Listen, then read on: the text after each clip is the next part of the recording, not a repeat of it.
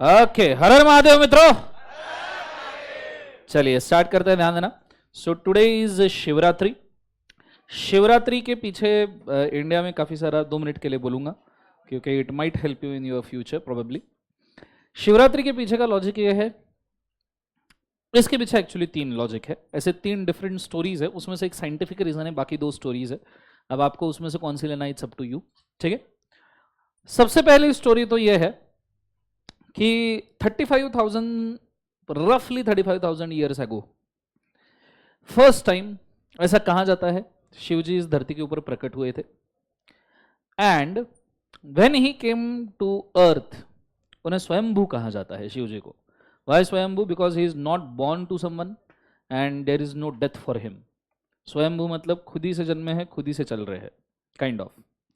सो जब वो 35,000 ईयर्स पहले अर्थ के ऊपर प्रकट हुए थे तो उन्होंने पूरी मानव जाति को देखा और बोले अरे रे रे रे रे। So he just closed his eyes and went into meditation. मतलब 35,000 साल पहले एक खतरनाक दिव्य शक्ति यहाँ प्रकट हुई, उसने सबको देखा, disappointed. So he went into meditation और उन्होंने मेडिटेशन करना शुरू किया। It is said that for 35 years he was into meditation. 35 साल तक he just started doing the meditation, daily meditation meditation meditation meditation. 35 साल तक बस उतना ही करते। बैठो जल्दी, पढ़ाते वक्त एंट्री नहीं लेने का कभी भी। क्लास की लड़की है, कुछ भी नहीं, नहीं, इस चीज के ऊपर कभी कुछ नहीं चलेगा। Let me be very clear about this. Class की लड़की है, ठीक है, बाहर के लोगों के बारे में तुम कुछ बोलते हो, एक्चुअली वो भी नहीं चलना चाहिए, बट क्लास से फिर फनी खत्म हो जाएगा और तुम सो जाओगे। बट एटलीस्ट दोज पीपल और एटलीस्ट दोज गर्ल्स और द औरतें जिनको तुम जानते हो उनके बारे में कुछ बोलना नहीं चाहिए, ठीक है। सो लेट इट बी, समझ जाओ जल्दी, थोड़ा सा तो मैच्योरिटी जिंदगी में आ जावे, ठीक है। So first and foremost thing, तो शिवजी प्रकट हुए और ही सडनली सब लोगों को देखा, डिसअपॉइंटेड, स्टार्टेड मेडिटेटिंग, ठीक है। 35 साल तक वो मेडिटेशन करते रहे, day in day out meditation, day in day out meditation.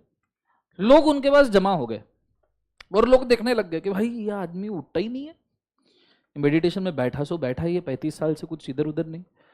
So actually इससे हुआ क्या, जो अननेसेसरी क्राउड था ना वो बोर हो गया कि इसको क्या देखे, इनमें आंखें बंद करके बैठा है, अब इनको क्या ही देखे हम। सो अननेसेसरी क्राउड था, वो बोर हो गया। जिनका पेशेंस खत्म हो सकता था वो बोर हो गया, जिनको उनसे कुछ एक्सपेक्टेशंस थे वो मीट नहीं हो रहे थे वो भी बोर हो गए। और ऐसा करते करते लाखों करोड़ों की संख्या में जो लोग जमा थे उनमें से लाखों के लाखों निकल गए, कुछ सिर्फ 7 लोग बचे 35 ईयर्स के एंड में, जो सिर्फ उनके सामने जाके बैठे रहे। बोले ये आदमी कुछ तो भी अलग है, 35 ईयर्स तक के एक ही जगह पे बैठ के मेडिटेशन कर रहा है, कुछ तो भी अलग है, इसका कुछ तो भी है, हमको भी चाहिए। ऐसे 35 साल तक कोई बैठ कैसे सकता है? तो 7 लोग थे जो उसके सामने बैठ के सिर्फ देखने लगे कि आंखें कब खोलेगा। So one fine day, Shivji just opened his eyes and he sees 7 people sitting in front of him. और उनको इतना अच्छा लगा, बोले मैं जितना डिसअपॉइंटमेंट इस दुनिया से मानता था उतना ये है नहीं। कुछ तो लोग हैं जो सच में पेशेंस रखते हैं, कुछ तो लोग हैं जो सच में ये जानते हैं कि शांत बैठने से भी कुछ होता है। तो दीज आर दो 7। तो शिवजी का जो डिसअपॉइंटमेंट था that was converted into pleasure, the pleasure converted to ecstasy and he started crying out of joy. And when he started crying, तो उनके आंखों से आंसू बहना शुरू हुए, जिसे हम रुद्र अक्ष कहते हैं, रुद्राक्ष। एंड ऑल दीज अक्षा स्टार्टेड गोइंग एंड गोइंग, जिससे रिवर्स वगैरह वो मिक्स हुए, अलग अलग झाड़ों जगह पे वो जा जाके रुद्राक्ष के पेड़ उगना शुरू हुए। That is a different story. पर ऐसा कहते हैं when he opened his eyes he started crying. At that time he accepted those 7 people as his disciples. और उन्होंने जितना शिव जी को ज्ञान था वो सब ज्ञान शिव जी ने ये 7 लोगों को भर भर के दिया। अगले 35 साल तक इन्होंने 35 साल तक वेट किया, अगले 35 साल तक शिव जी ने कंसिस्टेंटली इनको ज्ञान देते रहे देते रहे देते रहे, और 7 जो लोग थे वो उस ज्ञान से शिव जी को एब्सॉर्ब करते रहे। इतना ज्ञान दिया कि it is said that one fine day they become like Shiva, कि वो खुद शिव जी ही बन गए। और फिर उनको पूरी दुनिया ने एक्सेप्ट किया as a Saptarshi. That is a story of 7 people. So जिस दिन, पहला स्टोरी ये है, जिस दिन शिव जी ने ये 7 लोगों को इनिशिएट किया as a disciple, that day is also celebrated as Mahashivratri. ये एक उसके पीछे का पहला स्टोरी है। तो 7 लोगों ने शिवजी से जिस दिन दीक्षा ली, that is called as Mahashivratri. Shivji बहन open eyes and accepted them as disciple, is called as Mahashivratri.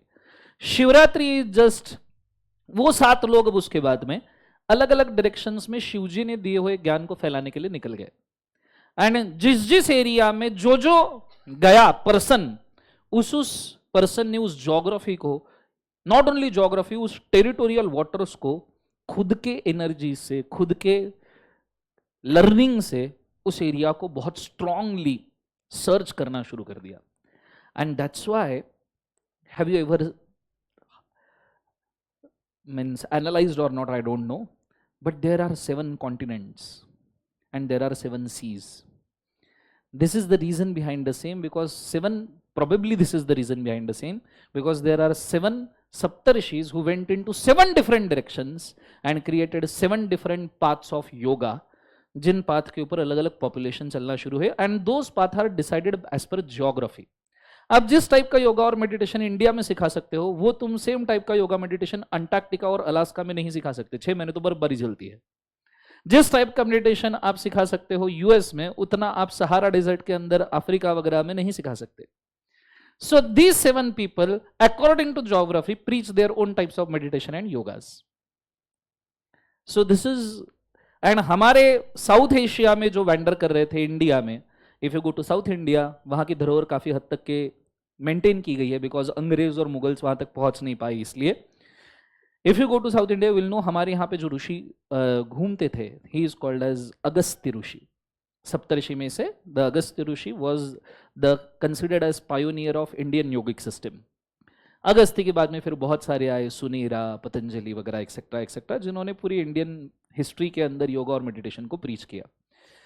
ऐसा कहा जाता है अगस्ती हैज, जितना उन्होंने प्रचार किया है योगा मेडिटेशन का ऑल ओवर इंडिया में, उनका मिनिमम एज 400 साल से 1400 साल तक बीच में किधर भी रह सकता है।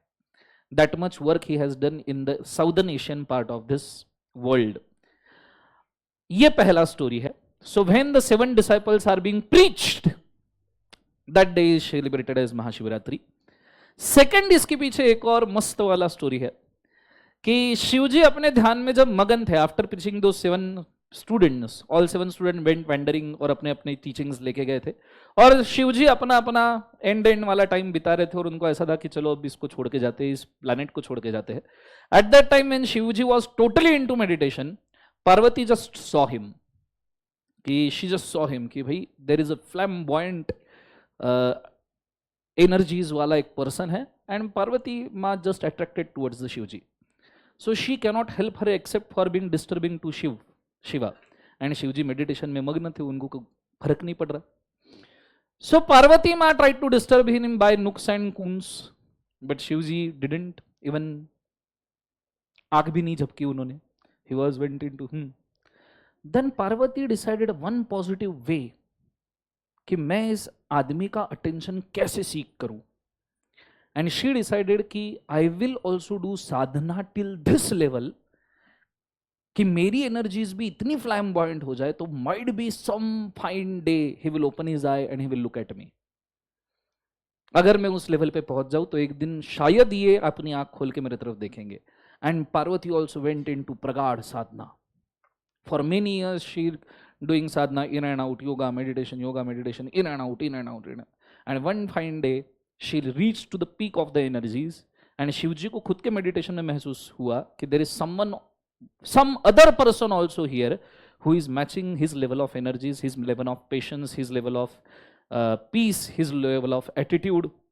So he just opened his eye and he didn't saw Parvati, he saw the epitome of Shakti। ठीक है, पार्वती ने साधना कर करके वो इस लेवल पे पहुंच गए थे कि she become epitome of Shakti। And that day Shivji decided कि I will marry with the Parvati, and their marriage is also celebrated as Mahashivratri। Actually the story learning is Mahashivratri is collaboration of the patience effort। ये एक संगठन है, महाशिवरात्रि एक occasion है जिस दिन आपका पेशेंस, आपका एफर्ट्स, आपकी शक्ति, इन सब चीजों को मेल मिल जाता है आपकी किस्मत से। So Parvati is pure efforts, pure patience, pure Shakti, और वो अपनी किस्मत से मिल गए, दैट इज शिव जी, ठीक है. So that's why also Mahashivratri is being celebrated, and this is also celebrated because the first teacher of this world has spoke something beautiful to his 7 disciples which is being spreaded across the world, and that's why the Mahashivratri is also said. हमारे students face के लिए क्या learning है? Sir इतनी बड़ी story बोल दी, हमारे लिए क्या लर्निंग है? Whenever you feel like कि someone is not looking at you but you deserve the look, whenever you feel like कि someone is not watching you but you deserve that glare, when you feel like कि some kind of success is not just made for you but you deserve that success, what you do is you stay patient, you do your sadhana, in and out, day in day out, day in day out, day in day out. Make your energies, make yourself to such a peak कि someday किस्मत को भी आँख खोलनी पड़ेगी. That day will be a private Mahashivratri for you. Your efforts and किस्मत दोनों एक दिन एक साथ मिल जाएंगे. That is a learning which is being given by the Mahashivratri. India में ऑकेजन बहुत पहले बहुत स्ट्रांगली सेलिब्रेट होता था, थैंक गॉड अभी भी बहुत अच्छे से सेलिब्रेट होता है, but this is considered as one of the most highest kind of occasions जो सेलिब्रेट करना चाहिए. क्यों? इसका एक साइंटिफिक रीजन है.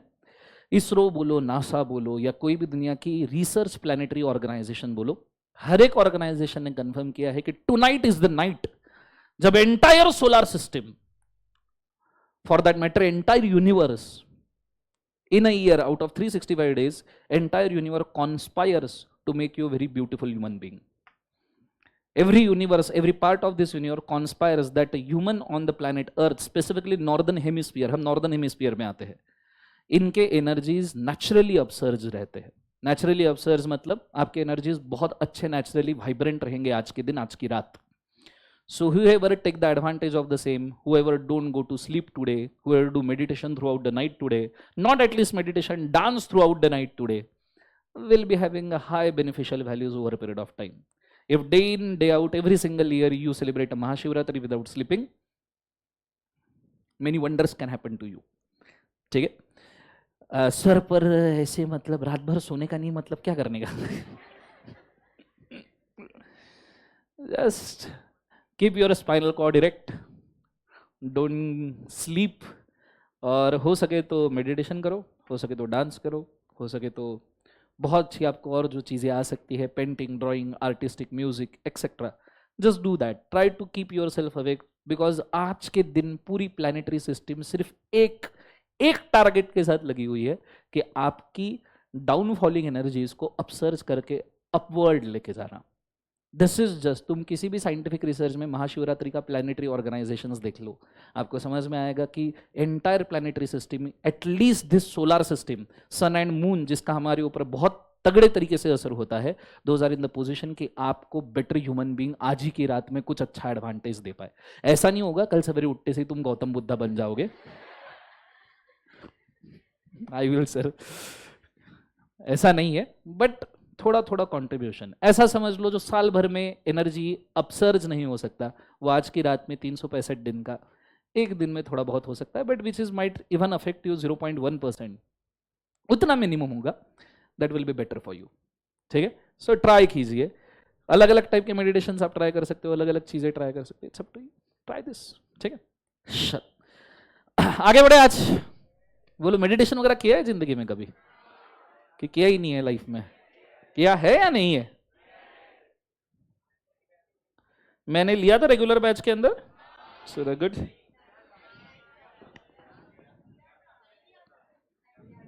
मेरा एक लेक्चर ऑलरेडी, अभी मैंने इंटर के बैच के ऊपर एक्स्ट्रा लेक्चर में मेडिटेशन लिया. Normally I conduct this sessions for extra lecture, content compromise नहीं करना है अपने को, तो उसको आप यूट्यूब के ऊपर देख सकते हो. ठीक है? और आज रात को मेडिटेशन कर सकते हो. ठीक है? मैच पढ़ाने वाला है. हाँ, सॉरी, रात में कितनी देर तक जागना? सारी रात. मेरे को बता, प्लैनेट क्या 2 बजे के बाद चेंज हो जाएंगे क्या? Obviously the planet will stay throughout the night as it is. ठीक है? और जिसको ये लगता है कि हाँ ये सब फालतूगिरी, इससे क्या ही फर्क पड़ता, नहीं, सो मत जाओ. I just ask few questions. First thing, आपको पता है कि समंदर में हाई टाइड लो टाइड आते हैं. किस वजह से आते हैं? किस वजह से आते हैं high tide low tide? Moon की ग्रेविटी की वजह से. ये साइंटिफिकली प्रूवन है? अरे बोलो हाँ या ना। समंदर में पानी है, पूरा पानी है, high tide low tide moon की वजह से आते हैं, बोलो हाँ या ना। दूसरा साइंटिफिक सेंटेंस एक और बोलता हूं, this body is 70% water. Connect the dots. ठीक है, तो हमें ऐसा लगता है कि हमारे ऊपर क्या ही ग्रहों का फर्क पड़ जाएगा। पड़ता है थोड़ा सा, हाँ, एफर्ट्स का ज्यादा पड़ता है, हम क्या करते हैं उससे ज्यादा फर्क पड़ता है ऑब्वियसली, पर इनका प्रभाव ही नहीं पड़ता ऐसा नहीं है। आप ऐसा समझ लीजिए कि तुम किसी चीज की तरफ बहुत जोर से दौड़ रहे हो एंड विंड अपोजिट डायरेक्शन से आ रही है, तो तुम उतने फास्ट दौड़ नहीं पाओगे। वही तुम किसी चीज की तरफ बहुत जोर से दौड़ रहे हो और तुम्हारे ही डायरेक्शन में विंड आ रही है, तो तुम जोर से दौड़ पाओगे। That is the only difference. Yes और नो? तो दिस बॉडी इज 70% वाटर। अगर समंदर जितने पानी के ऊपर चांद का फर्क पड़ सकता है, तो सर मेरे अकेले के 70% बॉडी के ऊपर क्यों पड़ेगा? If you don't know, 7 billion people on the earth, 7 billion people का 70% water. It's not just about you, it's about 7 billion people having 70% water content. Are you understanding? Obviously फर्क पड़ेगा। Is it very clear? Yes और no? So ये चीज को याद रखिएगा।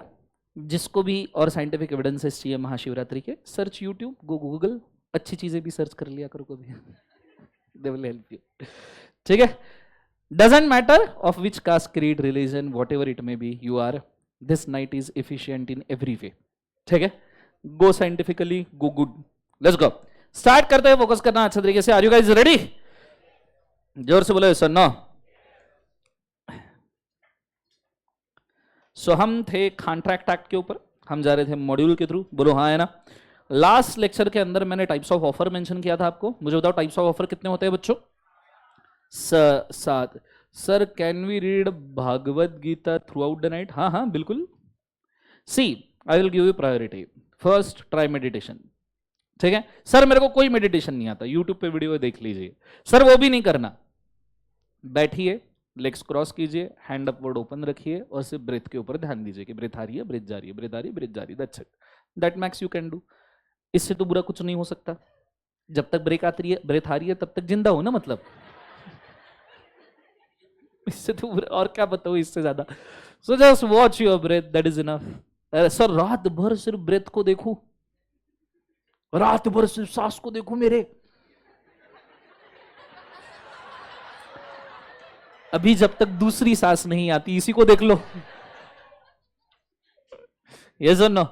सो इसी को देख लो, ट्राई करो कि इसी को आप देखो। और isn't it wonder, isn't it shocking कि जो चीज पिछले 18 सालों से डे इन डे आउट आ रही है, जा रही है। एक आदमी पता है, एक आदमी दिन में, एक मिनट में 10 से 12 ब्रेथ लेता है। सो एक घंटे में 600 से 700 ब्रेथ, और 24 घंटे में I don't know how much it is, and multiplied by minimum 6000 days, right? इतने ब्रेथ हो गए और तुमने एक भी बार गौर से उसको नहीं देखा यार। Isn't it shocking? तुम्हारी है ना कि किसी और की है? So just look at it. ठीक है, I will tell you, I have seen my breath for in a meditation for nearly 4 years at a stretch. मैं एवरी डे 2-2 घंटा, 3-3 घंटा, जब मेरे को मेडिटेशन का फैसिनेशन था कि आई डिसाइडेड नहीं, I want to be meditative, I want to be successful. So I used to watch every day 2 hours, 3 hours. What I used to do, I just watch my breath at just this thread, coming in, going out, coming in, going out, coming in, going out. 2 hours just this. कोई भी दूसरा thought आया, I say next, I watch my breath, coming in, going out, coming in, going out. I done this for 4 years. And you just hope what kind of wonders it can do to you. You just can imagine what kind of wonders it can do to you. Many experiences are such कि बोलने लायक भी नहीं है, ठीक है. Many experiences of the meditation are as such कि मैं कुछ भी बोलूँगा तो बोलूँगा क्या पागल आदमी है. So those are not, you know, to talk about, those are to feel about. So if you just watch your breath, Shiv सूत्रा में बोला है, भगवत गीता में बोला है कि if you just watch your breath day in day out, day in day out, day in day out consciously, जहां पहुंचना है जरूर पहुंच जाओगे, ठीक है. You will be very successful for sure. पर सक्सेस तुम्हारे लिए तुम्हारे इमेजिनेशन से बाहर नहीं जा सकता, ठीक है. जितनी दुनिया तुमने देखी है उतना ही तुम्हारे लिए सक्सेस हो सकता है. You just watch your breath, you will be more successful than your imagination. मेरे को तो लगता है भाई मैं इतनी जिंदगी में मैंने ये भी एक्सपेक्ट नहीं किया था कि ये भी करूंगा करके, ठीक है. But I am still thanks to yoga and meditation. चलो आगे बढ़ते हैं, फोकस करना अच्छे तरीके से. सो 7 चीजें, 7 types of offer we have discussed, ठीक है. सो कुछ भी नहीं आता, ब्रेथ को देखते रहिए, दैट्स इट. वो भी नहीं आता, मस्त कुछ गाने वाने लगाइए, एक्सेप्ट फॉर 4 बॉटल वोडका काम मेरा रोज का, समथिंग गुड, ठीक है. देयर आर वेनी जबरदस्त वाले songs on the Shiv Mahatandav, you can play them. नहीं कुछ तो भी बॉलीवुड वाले प्ले कर लो, एक्सेप्ट फॉर नशे वाले, ठीक है. हाँ एक और चीज, सर आज की रात को फिर सब भांग क्यों पीते हैं? शिवरात्रि को हमने देखा सर लोग भांग पीते हैं, सब पागल है. फर्स्ट डे सब पागल है. नहीं सर पर इट इज रिचुअल, शिवजी ने भी भांग पी थी तो हम भी पिएंगे. शिवजी ने जहर भी पिया था. Please try. है ना, मतलब हर एक चीज तुमको उनकी ही कॉपी करनी है तो करो पूरी. शिवजी 1-1 साल तक मेडिटेशन में बैठे तो हिलते नहीं थे. Please try. तो जिस दिन आप ऐसा कर लो, 1 साल छोड़ दो, तो जिस दिन तुम 24 घंटे भी एट स्ट्रेच मेडिटेशन में बैठ जाओ बिना हिले डुले, not even a little finger, that day have bhang, ठीक है. Frankly just do this. Shiv ji के नाम पे पेलना बंद करो. वैसे ही करना है करो, कोई मना नहीं कर रहा, ठीक है. वैसे ही पीने पियो ना, शिव जी को क्यों बदनाम कर रहे हो, ठीक है. तुमको करना है तुम करो, उनका क्या प्रॉब्लम है जिंदगी के अंदर, ठीक है. तो आज की रात तुमको जो पीना है पियो. डोंट जस्ट ब्लेम हिम कि उन्होंने किया इसलिए मैं कर रहा हूं. Anyways you are going to do it, right. Just stop blaming him, ठीक है. चलो स्टार्ट कर दे फोकस करना. और अगर ले रहे हो तो पूरा लेना, छोड़ने का नहीं. फिर जहर वहर सब लेना पड़ेगा. ऐसा नहीं कि मैं सिर्फ गांजा और भांग ही लूंगा बाकी आई वोंट हैव. चलो स्टार्ट करें. बोलो सुनो, लेट्स गो. सो 7 टाइप के ऑफर्स हमने देखे थे. सबसे पहला ऑफर हमने देखा था जनरल, स्पेसिफिक ऑफर. दूसरा कौन सा ऑफर? पहला जनरल ऑफर, दूसरा स्पेशल ऑफर, तीसरा counter, cross and standing offer. फिर 2 ऑफर हमने और देखे थे, express offer and implied offer. Is it very clear? इसके अंदर हमने जनरल ऑफर के अंदर एक केस भी देखा था, Carlill versus Carbolic Smoke Ball company, जिसके अंदर हमने देखा था जनरल ऑफर कोई भी एक्सेप्ट कर सकता है, उसके ऊपर कोई भी रिस्ट्रिक्शन एज सच नहीं है. आज हमको जनरल ऑफर में ही थोड़ा सा आगे बढ़ना है. कुछ चीजें हमको जनरल ऑफर की एडिशनली देखनी है. आ जाइए. मैं मॉड्यूल के अंदर हूं, तुम वहीं पे रहिएगा. अच्छा मनीष सर ने नोट्स कलेक्ट करने के लिए डिक्लेयर किया है क्या? ले लिया, मिल गया, बुक मिल गया सबको? अरे भाई ये तो मेरा फोटो है. हाँ अरे सो अगर नोट्स ले लिया तो गुड, नहीं लिए तो जल्दी ले लीजिएगा, ठीक है. हालांकि आपको नोट से भी मैं टैली करवाऊंगा जब हमारा एक स्पेसिफिक टॉपिक खत्म होते जाएगा. We will go through module, because what is the most secured thing for you is the module, ठीक है. Module will earn you the marks. पर मेरे बुक में कुछ एडिशनल चीजें अंडरस्टैंडिंग के लिए दी है जो मैं पढ़ाऊंगा, जो आपने समझनी है, जो हम हमारे नोट से पढ़ेंगे. Is it very clear guys? चलिए सर हम बाद में रिवाइज करते हो क्या पढ़े? कुछ नहीं, जो रजिस्टर है उसके अंदर मैंने जितना लिख के दिया है बस उतना पढ़े, काम खत्म, ठीक है. वही आपके आंसर है, पॉइंटिंग वही सब कुछ है. इसलिए हम रजिस्टर मेंटेन कर रहे हैं. बाद में आपको मॉड्यूल देखना ना पड़े, आपको नोट्स देखनी ना पड़े, इसलिए हम रजिस्टर मेंटेन कर रहे हैं. Is it very clear? उधर के लोग अंधेरे में क्यों बैठे? चेहरा भी दिखाई नहीं दे रहे मेरे को किसी के. देखा था लाइट वाइट लगा लो कि सबका एक साथ ब्रेकअप हो गया क्या? चलो लेट्स गो, स्टार्ट करें. बोलो सुनो. Okay so Carlill versus Carbolic Smoke Ball company हमारा हो गया था, है ना? किधर गया किधर गया?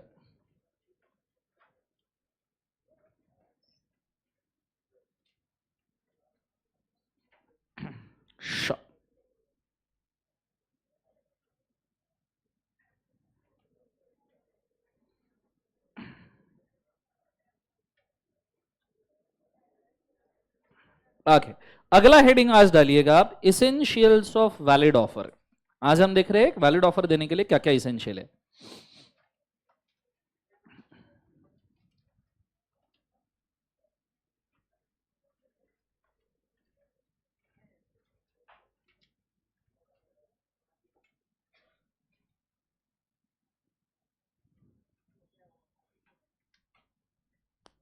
Okay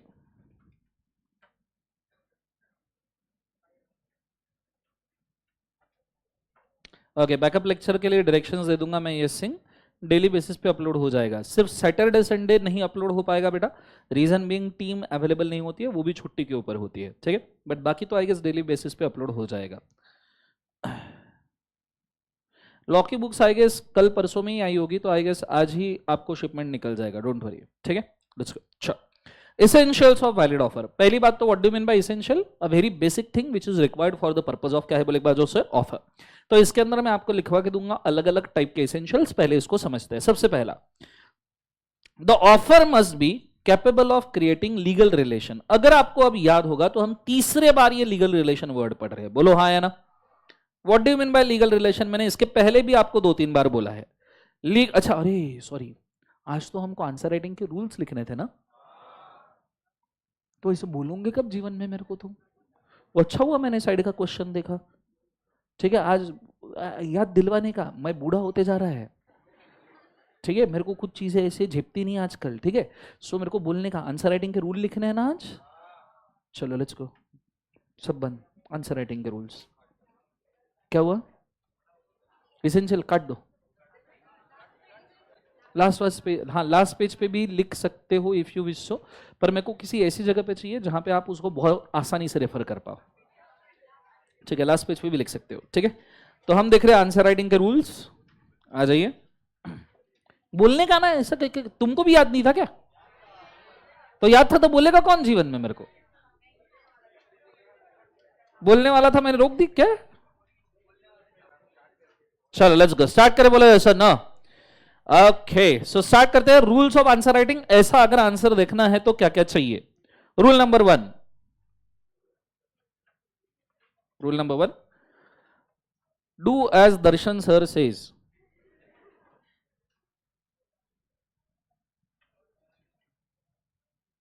do as Darshan sir says. कुछ लोगों को लग रहा होगा क्या फालतूगिरी चल रही है जिंदगी में, जस्ट लिसन टू मी, ठीक है। क्यों, रीजन बीइंग मैं आंसर राइटिंग में इतनी क्रिएटिविटी देखता हूं जिसकी कोई जरूरत नहीं है, ठीक है। आंसर राइटिंग एक बहुत डिसिप्लिन्ड वे है टू राइट द आंसर्स। आप जितने जल्दी इसको एब्सॉर्ब कर लो उतना अच्छा है। तुम तुम्हारी क्रिएटिव या तुम्हारी चीजें करने जाओगे तो तुम्हें मार्क्स नहीं मिलेंगे। That's why do as Darshan sir says. क्यों सर, तुम हमसे ज्यादा स्मार्ट हो, नहीं, मैं नहीं नहीं, see scientifically you are next generation, you are gen Z kids, I am a millennial, ठीक है।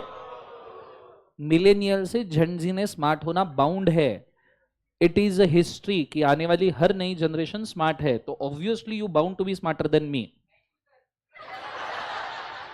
कुछ लोग हैं जो नहीं है, ठीक है। So obviously you are bound to be smarter than me.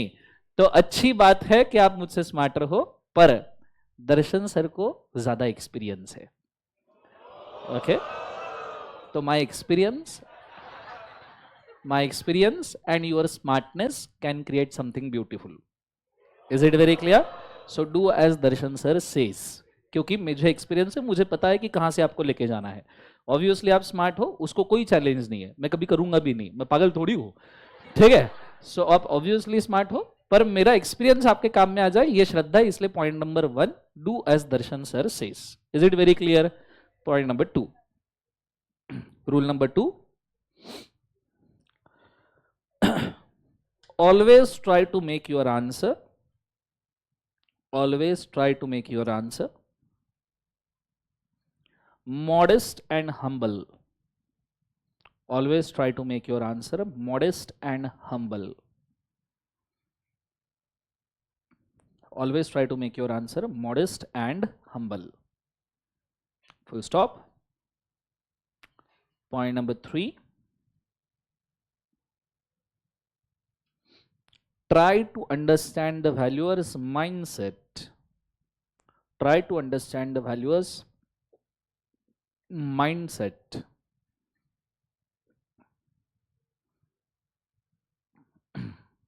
Try to understand the viewer's mindset before opting the questions. Before opting the questions और पेपर।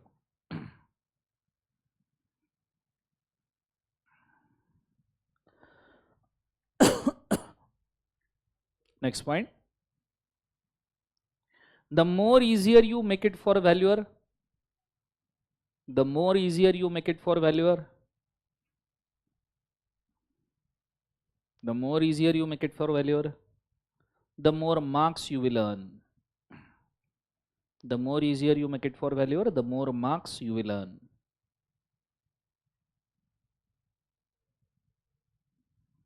ठीक है, ये बेसिक 4 प्रिंसिपल्स है जो आपने याद रखने हैं। Is it very clear?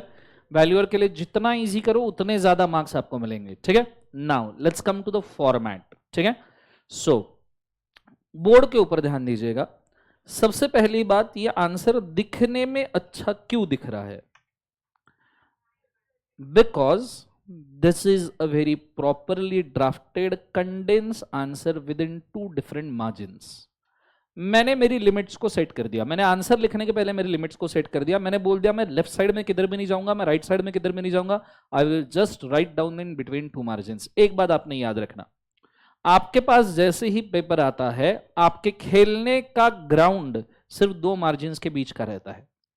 बहुत सारे आप में से बच्चे ये होंगे जिन्होंने इस आंसर को लिखते वक्त पॉइंट नंबर 1 लेफ्ट मार्जिन के अंदर, पॉइंट नंबर 2 लेफ्ट मार्जिन के अंदर, पॉइंट नंबर 3 ये चीजें की होगी, which is absolutely wrong, because margin वाले एरियाज वैल्यूअर के होते हैं, ये वाला भी और ये वाला भी।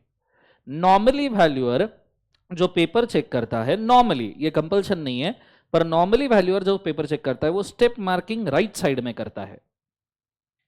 स्टेप मार्किंग कौन से साइड में करता है? Right side. और कंबाइंड मार्किंग वो हमेशा क्वेश्चन एंडिंग के नीचे लेफ्ट साइड में देता है। ठीक है, कंबाइंड मार्किंग हमेशा क्वेश्चन एंड के नीचे लेफ्ट साइड में देगा। सो राइट साइड में उसको स्टेप मार्किंग के लिए जगह चाहिए, कितने देने हैं, एंड लेफ्ट साइड में उसको कंबाइंड मार्किंग के लिए जगह चाहिए। उसके एडिशन में अगर उसको कुछ खुद के याद रखने के लिए नोट लिखनी है, या आप पेपर चेकिंग के बाद में पेपर बुलवाओगे रीवेरिफिकेशन में, तो आपके लिए कुछ नोट लिखनी है, तो he will write it in the left margin और he will write it in the right margin. So please do understand, the area of the margin is of the value, it's not your playground. Your playground is between the 2 margins, that's it. जितने जल्दी दिमाग में ये बिठा लो उतना आपके लिए अच्छा होगा। Otherwise what will happen, probably ऐसा होता नहीं है क्योंकि आपके स्कैन्ड कॉपीज होते हैं, बट जब फिजिकल पेपर चेक होते थे उस वक्त की दिक्कतें बोल सकता हूं, अभी भी स्कैन कॉपीज में प्रोबेबली माइट भी हो जावे। आप जब इधर लिखते हो पॉइंट नंबर 1, लिखते हो point number 2, point number 3, probably valuer जब स्कैन्ड कॉपीज को चेक करते वक्त इधर टिक करके लिख रहा है 4, तो ऐसे सिचुएशन में माइट भी, अभी 0.1 या 1% भी चांस हो, तो काय को रिस्क लेने का है। ठीक है, तो हो सकता है कि आप लिखो 3 नंबर, उसको लगे ये पॉइंट नंबर 4 है और उसको काउंट ही ना करे, नेक्स्ट मार्क ढूंढते बैठे किधर है। समझ में आ रहा है? सो लेफ्ट और राइट मार्जिन की पूरी जगह किसकी है? सब जन बोलो एक बार, value. You should never never never ever till CA final level, nothing should be written in the left margin और right margin except for the question number, that's it. इसको आप गांठ बांध लो। जो भी आप लेफ्ट राइट मार्जिन में लिखते हो, it can actually take you to some disputed areas जहां पे आप मार्क्स कमा नहीं पाओगे। Is it very clear guys? जोर से बोले एक बार sir no. So point number next, draw double sided margins. Draw double sided margin.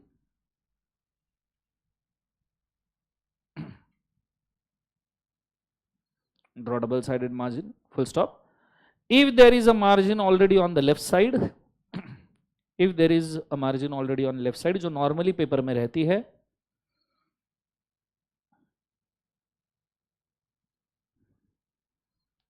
if there is a margin already on left side, just draw a 1 centimeter right margin. Just draw a 1 centimeter right margin.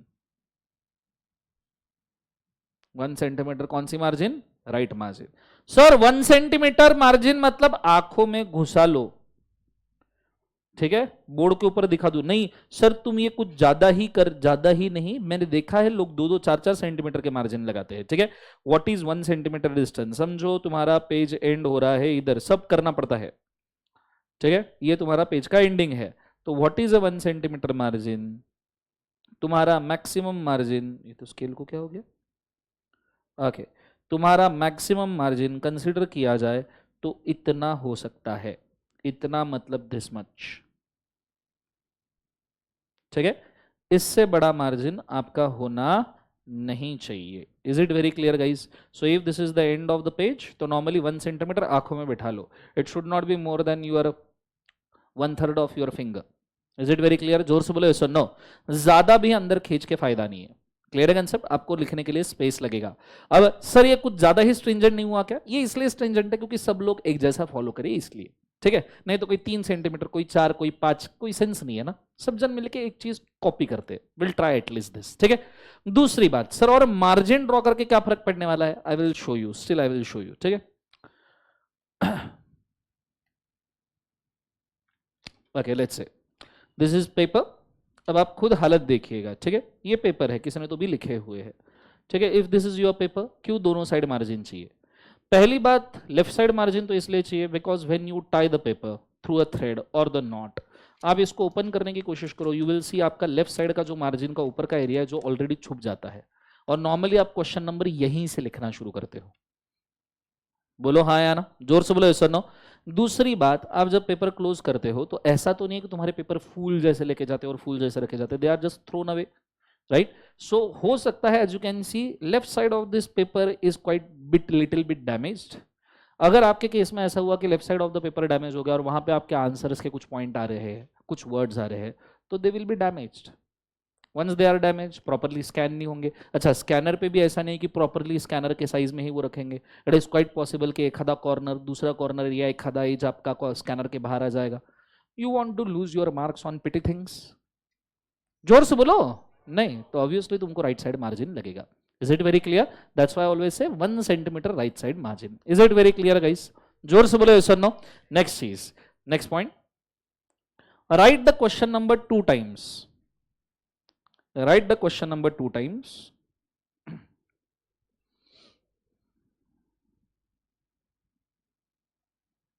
Write the question number 2 times.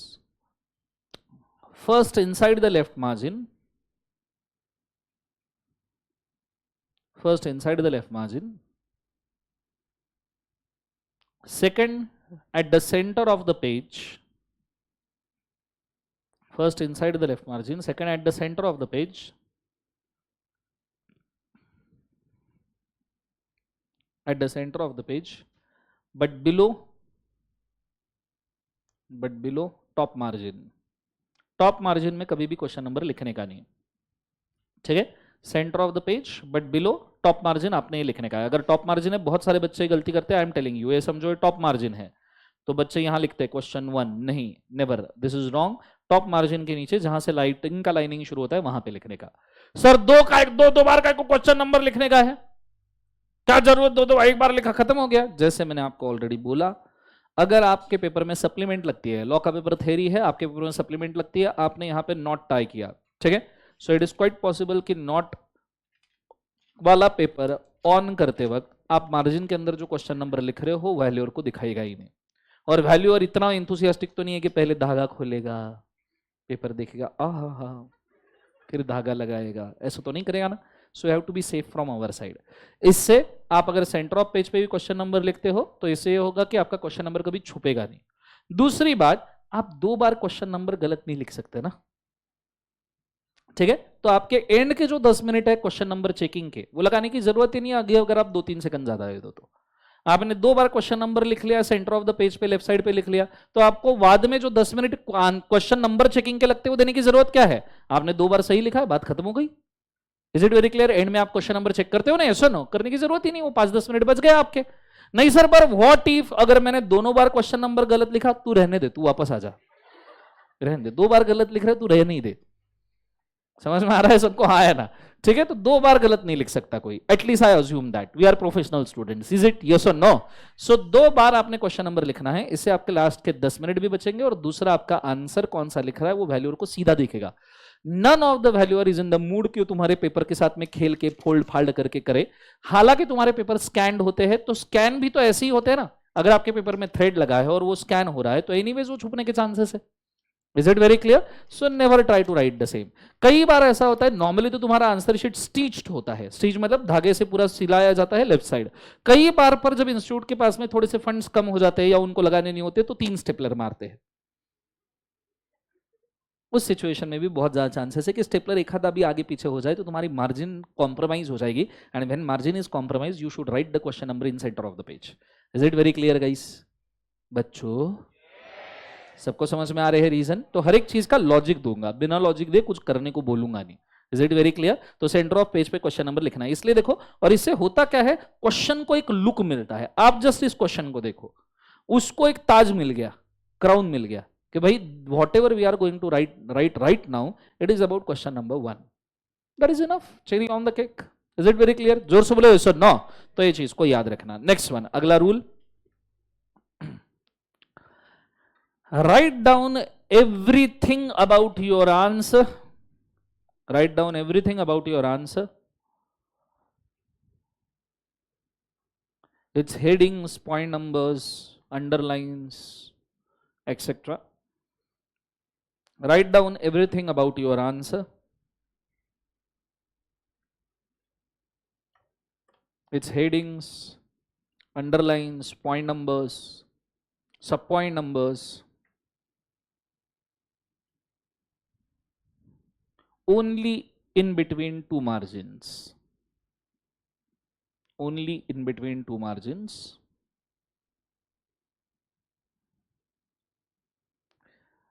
Nothing should be written in the margin, nothing should be written in the margin,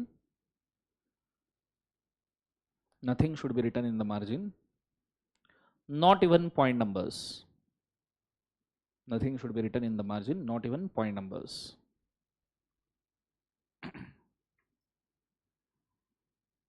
Full stop. लिख लिया सबने? जोर से बोलो yes और no. Next point, okay. अब अगर तुमको केस स्टडी आया या डायरेक्ट क्वेश्चन आया तो आप ये फॉर्मेट फॉलो कर सकते हो। डायरेक्ट क्वेश्चन आया तो आप ऐसे सिचुएशन में से प्रोविजन लिखो, बात खत्म हो गई। अगर केस स्टडी आया तो बिल्कुल फॉर्मेट फॉलो करना है जैसे कि हमने लास्ट लेक्चर में किया। बोलो हाँ है ना? व्हाट इफ तुमको ऐसा सवाल आया जिसके अंदर 3-4 सब क्वेश्चंस है, ऐसा सवाल कि उसके अंदर 3-4 मतलब सभी के सभी ऑफर के बारे में ही है। वो रहता है नहीं क्या, एक क्वेश्चन में सब ऑफर के बारे में पूछा है पर 4 सेंटेंसेस अलग अलग पूछे हैं। तो ऐसे केस में फॉर्मेट फॉलो करोगे? तो ऐसे केस में क्या करोगे? 4 बार प्रोविजन, 4 बार एक्सप्लेनेशन, 4 बार आंसर? हाँ नहीं। तो whenever there are 2 or more question, not even 3, whenever there are 2 or more question asking about 2 different things, always write answer 1 and 2 format में। तब आपको ये फॉर्मेट फॉलो करने की जरूरत नहीं है, जो अभी तक के रूल्स बोले उतने ही फॉलो करने हैं। Is it very clear? आपको ये फॉर्मेट मेनली केस स्टडी और डायरेक्ट क्वेश्चन में फॉलो करना है, where there is only 1 question और एक ही क्वेश्चन से रिलेटेड 2-3 सब क्वेश्चन है, एक ही केस स्टडी से रिलेटेड 2-3 सब क्वेश्चन है। Is it clear? यस और नो? जोर से बोलो हाँ या ना। But wherever there are 2 or more सब क्वेश्चन जिसमें दोनों सब क्वेश्चन का पूछने का कंटेंट ही अलग है, नेवर फॉलो दिस फॉर्मेट। ठीक है? इसके बाद वाली चीजें आपको फॉलो नहीं करनी है, यहां पे आपको रुक जाने का, 1-2 आंसर करने का, 1-2 में उनके स्पेसिफिक आंसर लिखने के। तो लिखेगा follow all above rules, follow all above rules for every single question, follow all above rules for every single question,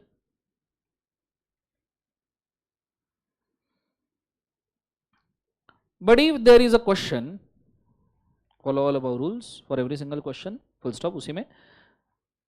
and if there is a question, and if there is a question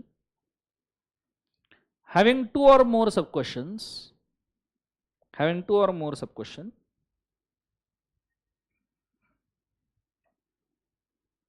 regarding 2 or more different concepts, regarding 2 or more different concepts, regarding 2 or more different concepts of the same topic, regarding 2 or more different concepts of the same topic, of the same topic, Do not follow following format. Do not follow following format.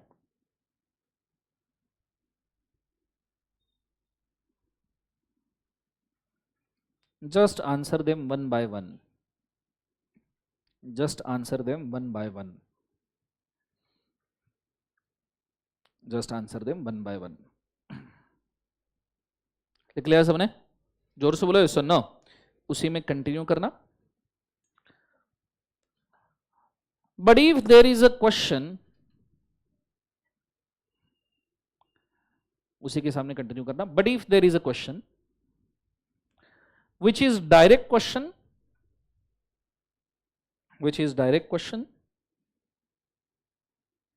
or case study based, which is direct question or case study based,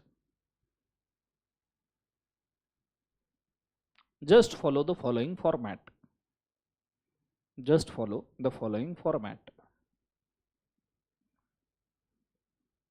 Just follow the following format. Full stop. लिख लिया सबने? अब हम format explain करने जा रहे हैं कि हमको क्या लिखना है. ठीक है, नीचे नेक्स्ट पॉइंट. बहुत सारे रूल्स है. कितना हो गया नंबर? और बहुत लिखो. Next point. Always divide your answer. Always divide your answer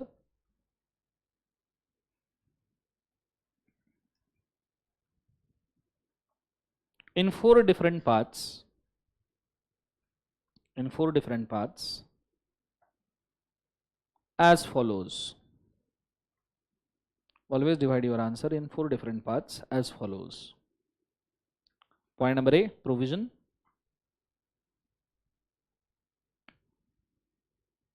Point number B, explanation.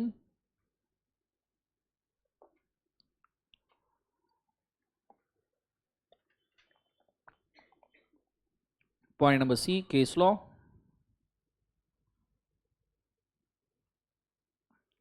Point number D, answer.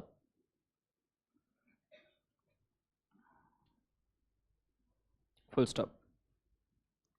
Next point. Always, next point, always leave one line gap. Always leave one line gap in above headings. In above headings. And always underline and colon them. Always underline and colon them.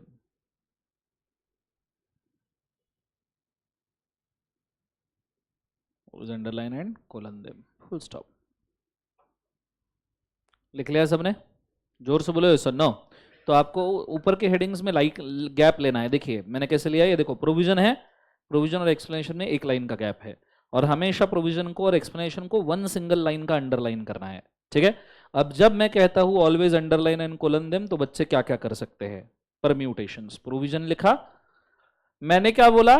एक underline एक colon. तुम क्या करते हो?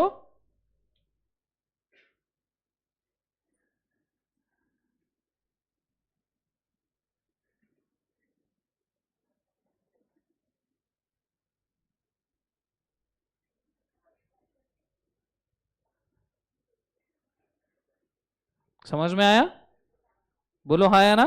मैंने क्या बोला? Colon means colon. मेरे को बाकी कुछ नहीं चाहिए. Don't timber. Am I clear? अब अंडरलाइन के परम्यूटेशन सुन लो. मैंने ये बोला था, आप क्या करते हो? कुछ लोग और ज्यादा, कुछ जो आर्टिस्टिक है, कुछ जो महा आर्टिस्टिक है,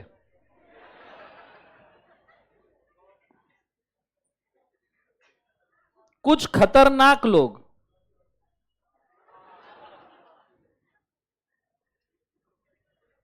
कुछ जो डरे हुए हैं. Please do understand, your answer shows your behavioral patterns. Be very confident, be very subtle, be very modest, be very humble. 4 rules में एक ही चीज बैठती है, normal underline with normal colon. कोई आर्टिस्टिक वर्क मेरे को इसके अंदर नहीं चाहिए। कुछ इससे भी जो भारी होते हैं, सर आपने 1 अंडरलाइन बोला ना, हाँ मैं कलर चेंज करके करूंगी, रंगोली बना दे, मेरे को कोई प्रॉब्लम नहीं है। तेरा आंसर है बना रंगोली, काय को उतना पेन चेंज करने में भी जो 4 सेकंड लग रहा है, काय को कर रही है ना तो अंडरलाइन, तू करना नॉर्मल अंडरलाइन, इट्स ओके। अपने को हेडिंग हाईलाइट करना यही इसका मूल मकसद है, उसका ब्यूटिफिकेशन नहीं करना है। Is it very clear? Provision underline colon, okay. Explanation को लिखोगे, एक्सप्लेनेशन को अंडरलाइन कोलन, दैट्स इट। कुछ महारथी लोग रहते हैं दोनों नहीं करते, तो फिर फायदा ही नहीं ना हेडिंग देखे, फिर दे ही क्यों रहा है भाई, ठीक है। सो please do understand, colon underline, that's it. Keep it simple बेटा। क्या बोलना है? कीप इट सिंपल, दिमाग नहीं लगाना। जिस पेन से लिख रहे हो उसी पेन से अंडरलाइन, एक करने का, 2 कोलन 2 टिंब, गेम ओव्हर। 1 रेश 2 टिंब, पुढे चला। आयडी यार नालायक, मैं क्यों बोला मैं आगे। सो यहां तक समझ में आया सबको? हाँ है ना? जोर से बोलो एक बार, यस और नो। सो अब ये प्रोविजन आपने हर एक को अंडरलाइन कोलन मैंने बोल दिया, यस और नो, एवरीबॉडी अंडरस्टूड? अच्छा, इसमें मैं बोलता हूं 1 लाइन का गैप। इसमें मैं कितने लाइन का गैप बोलता हूं? 1। अगर आपका, इसमें मैं नॉर्मली बोलता हूं जो पॉइंट है उसमें बिल्कुल भी गैप ना दीजिए, पॉइंट एक के नीचे एक के नीचे एक लिखते जाइए, और जब आपके पॉइंट्स खत्म हो जाएंगे उसके बाद 1 लाइन का गैप लीजिए, राइट द एक्सप्लेनेशन। हाँ नौ, थोड़ा सा इतना भी दर्शन कर सर एज सेज के हिसाब से नहीं चलने का। तुम्हारा हैंड राइटिंग ही एकदम खतरनाक है कि वो चलिए ऐसा रहा है, द कंपनीज एक्ट, तो तुम्हारा 1 लाइन से कुछ नहीं होने वाला, ठीक है। तो तुमको हर एक पॉइंट के बीच में गैप देना पड़ेगा और 2 हेडिंग्स के बीच में 2 लाइन का गैप देना पड़ेगा। Now just understand your handwriting, is it very clear? अब हर एक चीज में स्पून फीड नहीं कर सकता, स्पून फीडिंग का मतलब पेट में चम्मच डालना नहीं होता। Is it very clear? आगे नेक्स्ट वाला, अगला point, in the provision heading,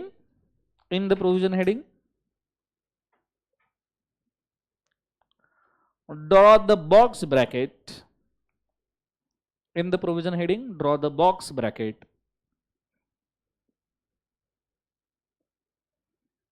Draw the box bracket and write down the section number.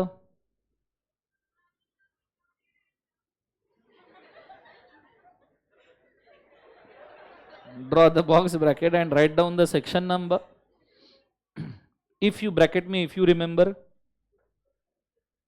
section number अगर याद है तो, with name of the act and year.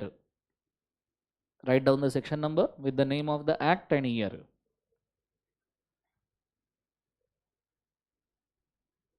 Section number with the name of the act and क्या बोले एक बार जो से year. लिख लिया सबने? एक्ट का ईयर लिखना जरूरी है। हाँ, हमारे सिलेबस में कितने एक्ट्स है? वाह वाह वाह। Contract sale of goods LLP, contract sale of goods partnership LLP, companies negotiable. 6 act है, 6 एक्ट के अलग अलग ईयर्स है, तो आप जो एक्ट लिख रहे हो उसका ईयर लिखना जरूरी है। आधे लोगों को एक्ट का नाम लिखना भी नहीं आता, ठीक है। तो जैसे जब आप लिखते हो, you should write down the companies act, act के बाद ध्यान दीजिए, द कंपनीज एक्ट, एक्ट के बाद में कॉमा देते हैं और लिखते हैं 2013, ठीक है। इस प्रकार से एक्ट का नाम, आपने द वर्ड एक आधी बार नहीं लिखा चल जाएगा, इट्स ओके, पर एटलीस्ट ये फॉर्मेट ऐसा का ऐसा होना चाहिए, एक्ट के बाद में कॉमा और ईयर मेंशन करना जरूरी है।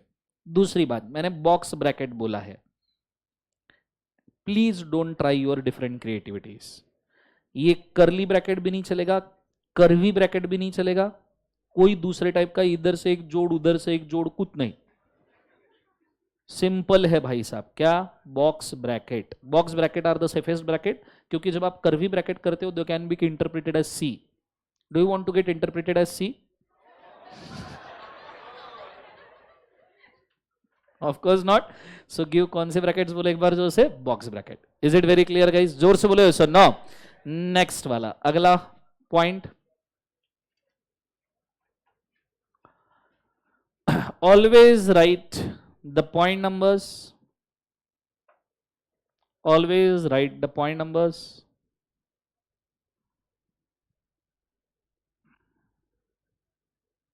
in between the two margins. Always write the point numbers in between the two margins and maintain indenting.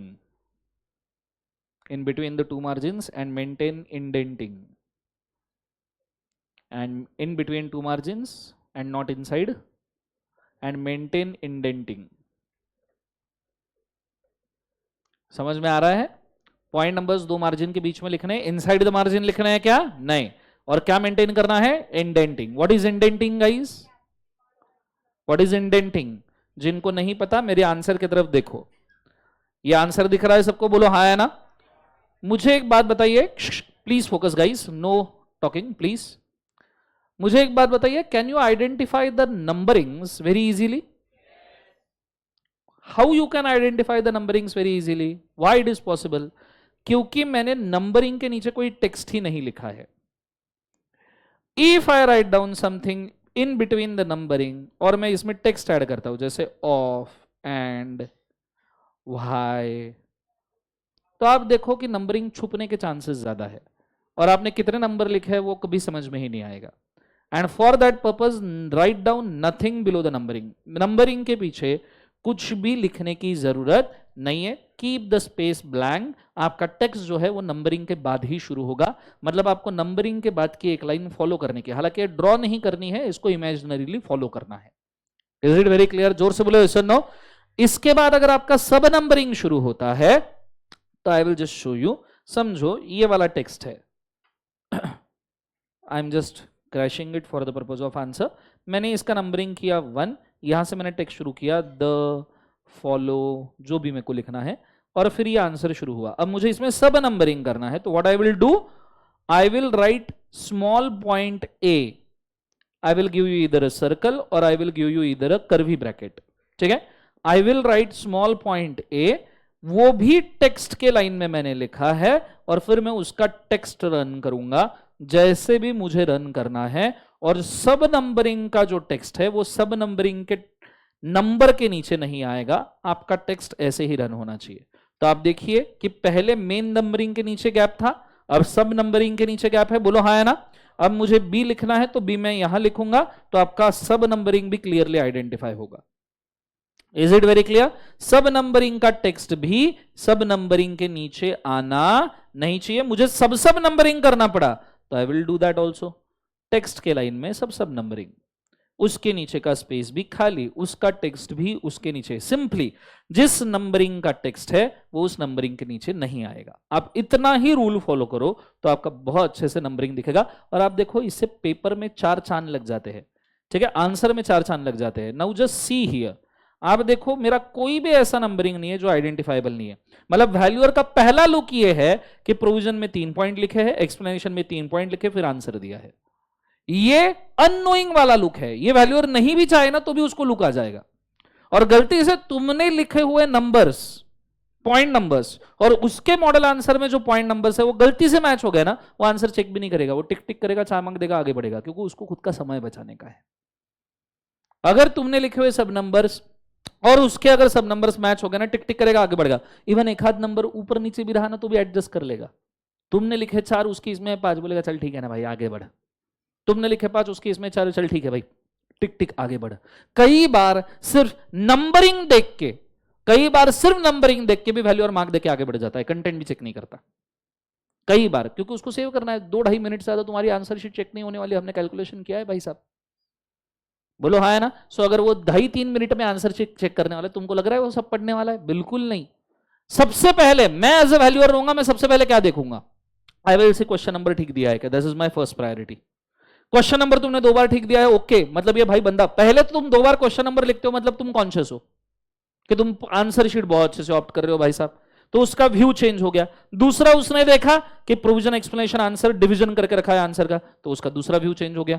तीसरा तुमने नंबरिंग लिखा है, जब वो नंबरिंग पे आएगा that is probably 10 seconds are over, और 10 सेकंड ओवर के बाद में उसको लगता है कि मॉडल आंसर में 4 नंबर है, इधर 4 नंबर है, then what he will do next is probably he won't do anything, और what he will do next is he just try to find one single keyword जो मॉडल आंसर में भी है और आपके इसमें भी है, और उसको अगर वो एक सिंगल कीवर्ड मिल गया जो तुम्हारी इसमें भी है और मॉडल आंसर में भी, एक ही 4 कीवर्ड्स होंगे उसमें से एक भी मिला और नंबरिंग मैच कर लिया, he will just trust me, he will not check one single thing after this.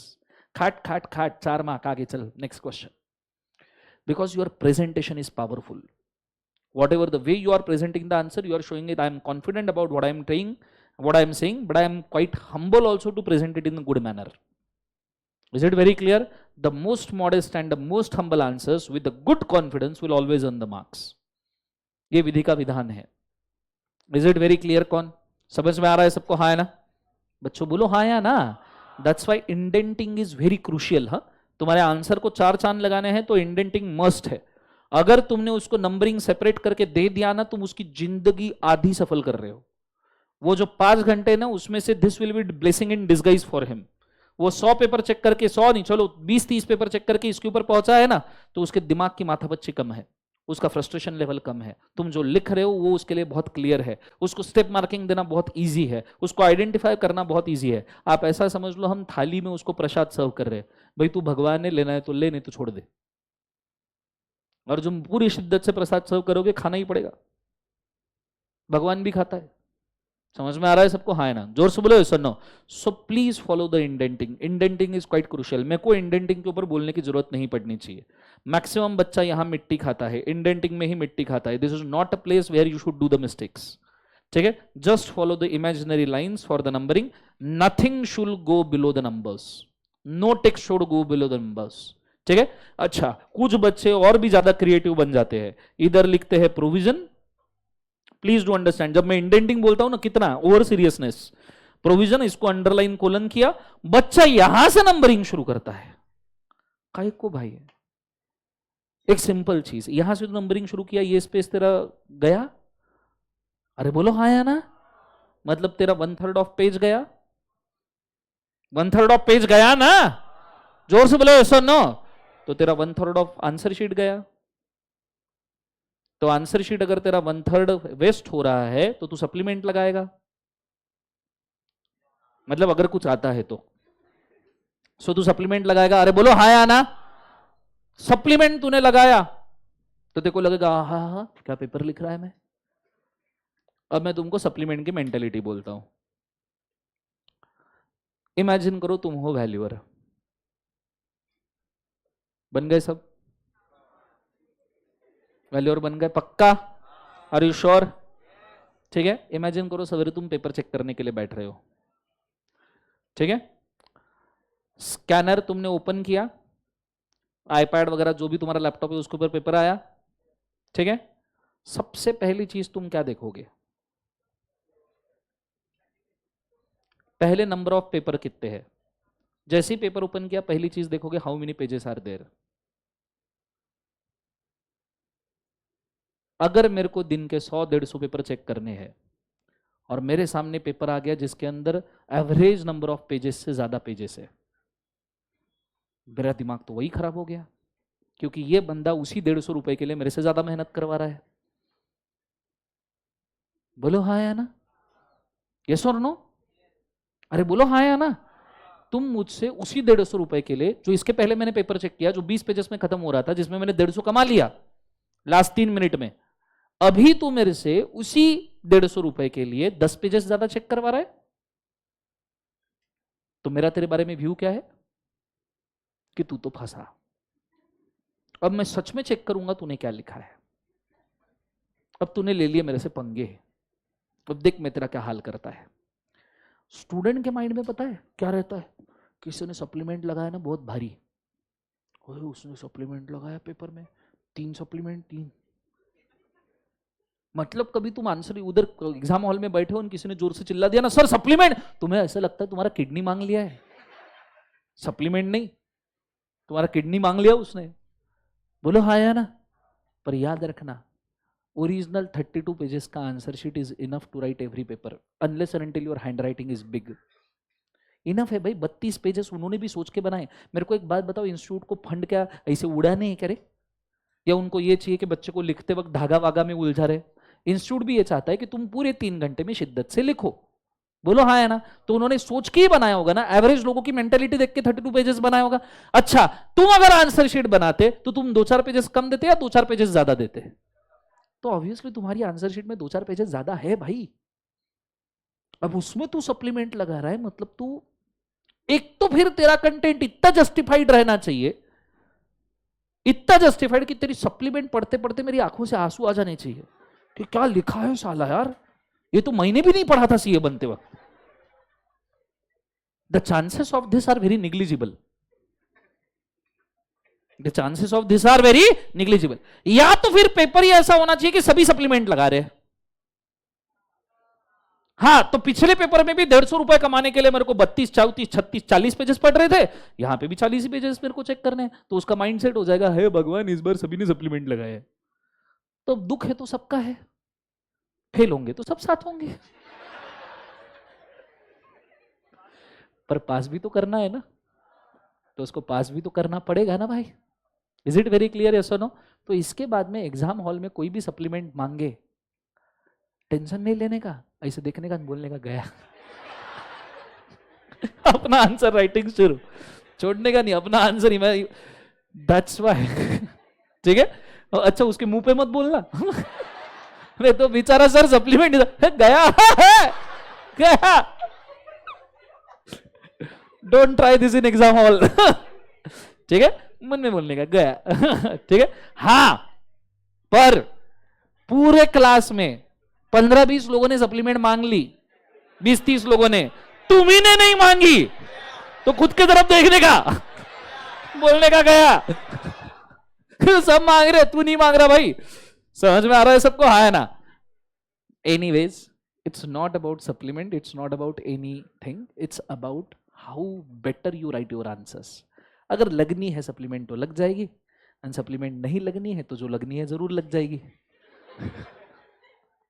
समझ में आ रहा है पक्का मैं क्या कह रहा हूं?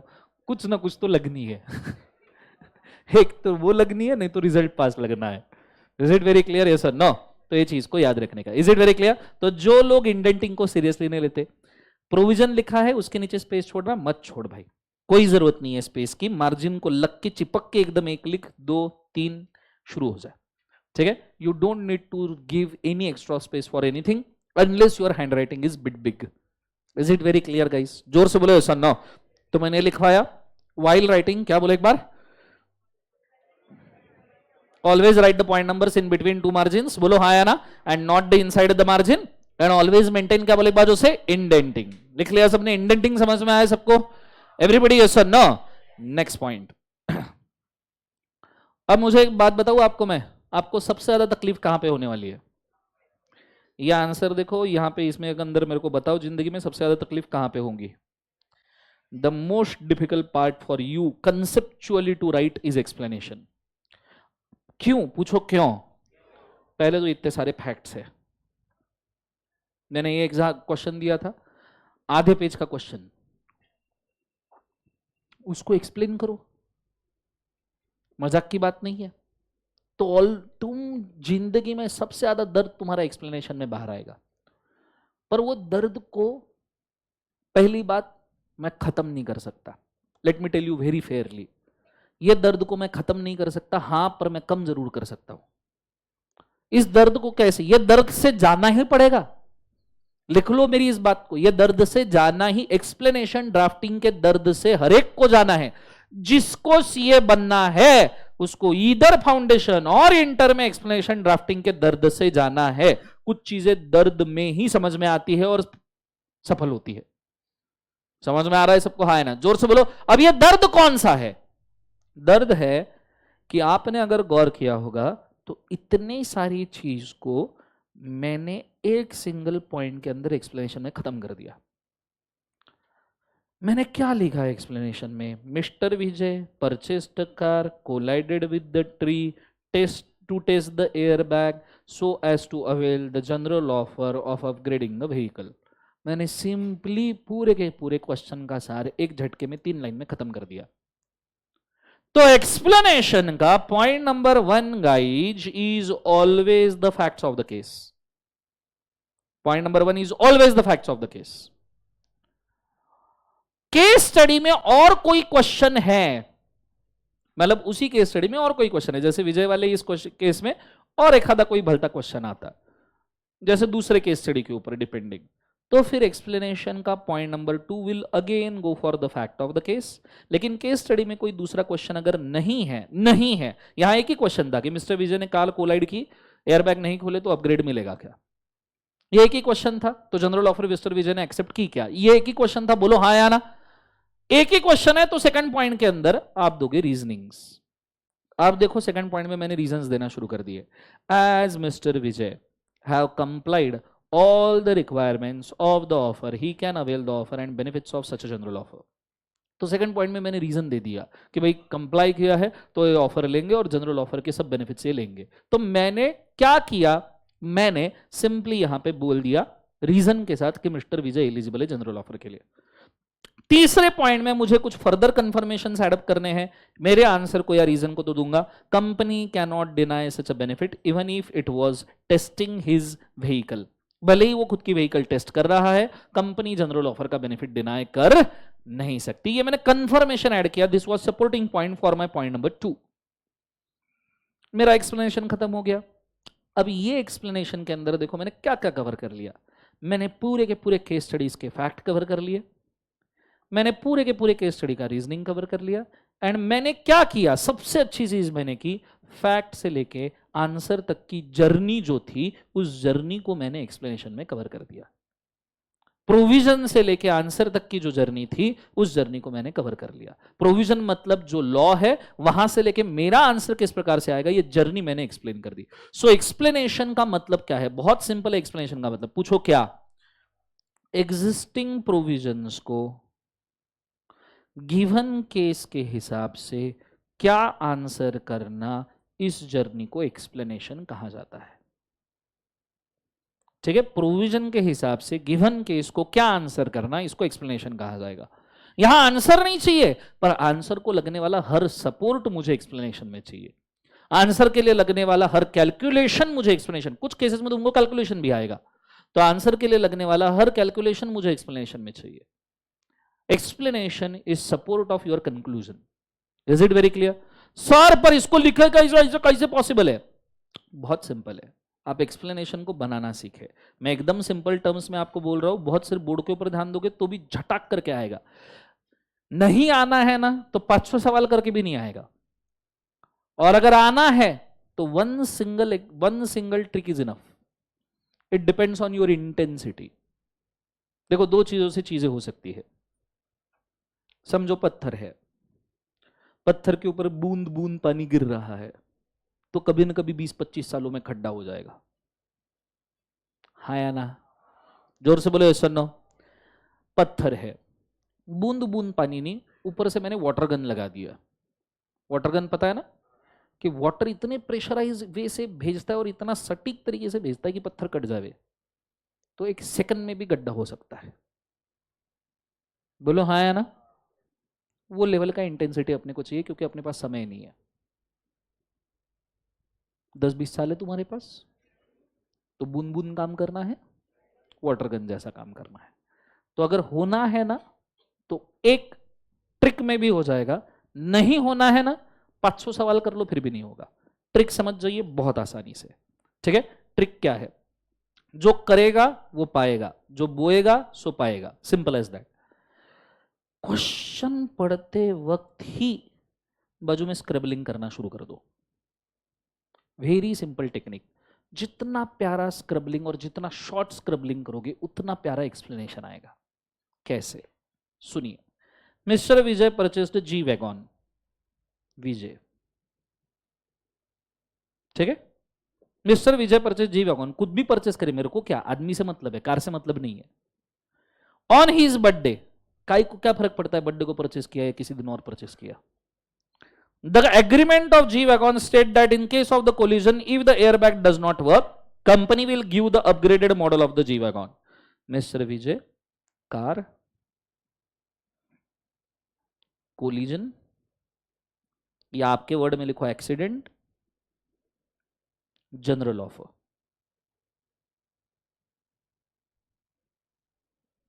स्क्रैबल. ठीक है. उसके बाद में mister Vijay test the collision, took the vehicle, dashed it on to tall tree. क्या फर्क पड़ता है टॉल है या स्मॉल है, कोलिजन से मतलब है. Is it very clear? So Vijay collided a car. काय के लिए कोलाइड किया? To test. The airbags exploded except for the driver seat. Mister Vijay tried to claim the upgraded wagon. Test के लिए किया. So need new car, need general offer का benefit. समझ में आ रहा है? नीड बेनिफिट ऑफ काय का बोले बाद जनरल ऑफर. पूरा जनरल ऑफर भी मत लिखो, इधर जनरल ऑफर एक बार लिख देना, उसको भी जीओ लिखो, डजंट मैटर. स्क्रैबलिंग रफ में हो रहा है. क्लियर है? कहां करना है, कैसे करना है, विल सी. स्क्रैबलिंग करना है, इतना याद रखो. ठीक है. Upgraded the offer, company denied. Case over. काम की चीजें क्या मिली? विजय ने कार ली, एक्सीडेंट के ऊपर जनरल ऑफर था. पॉइंट नंबर 2, मतलब फैक्ट बोल रहा हूं, ये पॉइंट नंबर्स नहीं है. पॉइंट नंबर 2, कार को ठोक दिया नई कार क्लेम करने के लिए. पॉइंट नंबर 3, कंपनी ने ऑफर डिनाई किया. अभी इन सब चीजों को मिला के एक पॉइंट में बनाने का है. क्या बनाओगे? Mister Vijay purchased a car, collided the same to test the general offer, and company denied the same. 2 line से ज्यादा नहीं आएगा. राइट? मिस्टर विजय, इसमें क्या छोड़ा मैंने? Mister Vijay purchased a car, collided the same to test the general offer for the upgraded model, company denied the same. 2 line, 3 line, कोई चीज छोड़ी मैंने? ये आना चाहिए. ये आ गया. एक्सप्लेनेशन का पॉइंट 1 खत्म. सीधा पॉइंट नंबर 2. क्या पॉइंट नंबर 2? रीजन देना शुरू करो. As mister Vijay purchased a car, complied with the condition, eligible for offer. समझ में आ रहा है कि उसने कंप्लाई किया कंडीशन, गाड़ी ठोक दिया, कैसे भी ठोका, वो ठोका ठोका है. So complied with the condition, accepted the general offer. Next point में कंफर्मेशन दे दो, company shall pay him the compensation even though it is a test drive, doesn't matter. Car तो परचेस की है ना. नीचे केस लॉ है, Carlill versus Carbolic Smoke Ball Company. याद है, बहुत अच्छी बात है, लिखो, एक लाइन में डिसीजन लिखो. अच्छा, कुछ बच्चे होनहार Carlill versus Carbolic Smoke Ball company के ही फैक्ट लेके बैठ जाते हैं. मैं तो इसके भी लिखूंगा. 4 मार्क का सवाल है, 6 मार्क का सवाल है, पागल मत बन. ऑलरेडी एक केस स्टडी दिया है, उसको सॉल्व करना है. उस केस स्टडी के फैक्ट रहेगा बाजू में, तो Carlill versus Carbolic Smoke ball लेके बैठ गया. This is a referential case law. Existing जब केस स्टडी दिया है उसके फैक्ट बोल भाई. तू इस Carlill versus Carbolic Smoke ball का एक लाइन में डिसीजन दे, आगे निकल. उसको सिर्फ रेफरेंस चाहिए भाई, तूने कहां से पढ़ा है, दैट्स इट. नाम लिख, आगे बढ़. नहीं सर मैं कार्लिल के भी लिखूंगा, फिर लिखते बैठ. अगला क्वेश्चन गया तेरा. हाँ, एग्जाम पेपर में बाकी कुछ आ ही नहीं रहा.